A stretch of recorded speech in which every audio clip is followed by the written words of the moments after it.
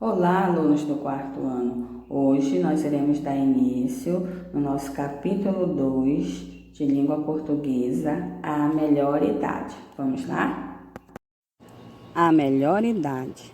Então, alunos, todo idoso carrega consigo muita experiência e sabedoria e merece viver o que muitos dizem ser a melhor fase da vida, com alegria e dignidade.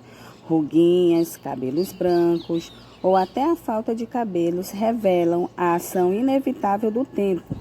Mas velho mesmo é quem deixa o espírito envelhecer. Certo, aluno? Então, a melhor idade é o nome dado à chamada terceira idade, que é, segundo a Organização das Nações Unidas, começa aos 60 anos para as pessoas que moram em país em desenvolvimento como o nosso Brasil, e aos 65 anos para as pessoas que moram em países desenvolvidos, como os Estados Unidos e diversos países da Europa, certo? Então, alunos, vamos refletir sobre a diferença entre falar que uma pessoa está na velhice e que está na melhor idade. Melhor idade é uma forma de valorizar esse período da vida, que embora possa trazer consigo algumas perdas de condições físicas e mentais, também abre oportunidade de redescobrir o mundo com base de um novo olhar.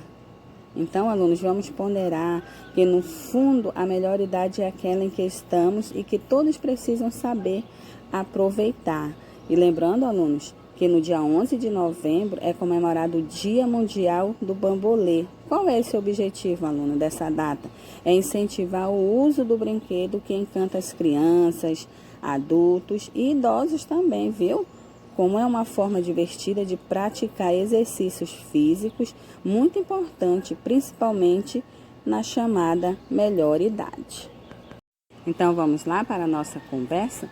Então, alunos, conviver com o idoso é um grande privilégio. Isso porque a vida dessas pessoas é marcada por experiências e grandes esforços que ajudaram a construir o mundo em que vivemos hoje. São tantas experiências que esse pessoal de muitos anos está cheio de história para contar para nós, certo? Então, nós vamos ler o nosso poema A Avó. Acompanhe no seu livro aí em casa. A avó, que tem 80 anos, está tão fraca e velhinha, teve tantos desenganos, ficou branquinha, branquinha, com os desgostos humanos. Hoje, na sua cadeira, repousa, pálida e fria, depois de tanta canseira, e cochila todo dia, e cochila a noite inteira.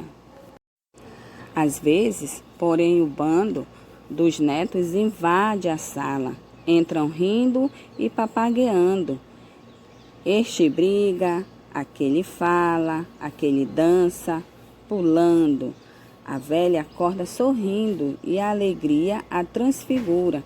Seu rosto fica mais lindo, vendo tanta travessura e tanto barulho ouvindo. Chama os netos adorados, beija-os e tremulamente passa os dedos engelhados, lentamente, lentamente, por seus cabelos dourados. Fica mais moça e palpita e recupera a memória, quando um dos netinhos grita: "Ô vovó, conte uma história bonita." Então, com frases pausadas, conta histórias de quimeiras, em que há palácios de fadas e feiticeiras e feras e princesas encantadas. E os netinhos estremecem, os contos acompanhando, e as travessuras esquecem, até que a fronte inclinando sobre o seu colo adormece. Então, aluno, nós temos aí algumas palavrinhas que tem cada uma delas o seu significado. A professora irá falar para vocês. Vimos aí no nosso poema engelhados, que significa enrugados. Palpita, sem emoção. Papagueando, tagarelando, falando muito. Quimeiras, fantasias. Transfigura, faz mudar. Tremulamente, de forma tremida. Então, tem algumas palavrinhas no nosso texto que tem significado. Então, grife, não esqueçam e observe cada um dos seus significados. Então, vamos lá, alunos do quarto ano, na nossa interpretação oral e interpretação escrita? Na nossa primeira questão, por que as pessoas idosas costumam contar histórias para os jovens? Com certeza, né, alunos? Porque possuem muitas experiências vividas, costumam conhecer histórias populares que fazem parte da nossa cultura, porque são de um tempo em que as atividades de contação de história eram mais comuns, entre outros motivos. Na nossa segunda questão, que tipo de história os idosos que você conhece costumam contar? Ou seja, pode perguntar, alunos, ou interagir com alguém que você conheça, com experiência, para responder a nossa interpretação oral. Na nossa interpretação escrita, você irá reler os seguintes versos do poema. Vamos lá? Teve tantos desenganos, ficou branquinha, branquinha, com os desgostos humanos. Então, você irá ler com atenção e marcar a resposta correta. Na nossa segunda questão, quais acontecimentos deixaram a avó branquinha, branquinha, branquinha? E na nossa terceira questão, as duas primeiras estrofes descrevem como a avó estava antes da chegada dos netos. Letra A, sublinhe nessas estrofes as partes com essa descrição. Na letra B, nessa descrição, como a avó foi caracterizada. Vamos lá, ler o nosso poema novamente. Na quarta questão, releia os seguintes versos do poema. Às vezes, porém, o bando dos netos invade a sala. Os netos invadem a casa da avó. Então, você irá marcar a resposta correta. Na nossa quinta questão, você irá reler a quarta estrofe do nosso poema. A velha acorda sorrindo e a alegria a transfigura. Seu sorriso fica mais lindo, vendo tanta travessura e tanto barulho ouvindo. Ou seja, vocês podem consultar um dicionário para identificar o sentido da forma verbal, transfigura. Com base na consulta, você irá inferir o sentido da expressão no contexto em que ela foi empregada, certo? Na letrinha A, a palavra transfigura indica o quê? Marque a resposta correta.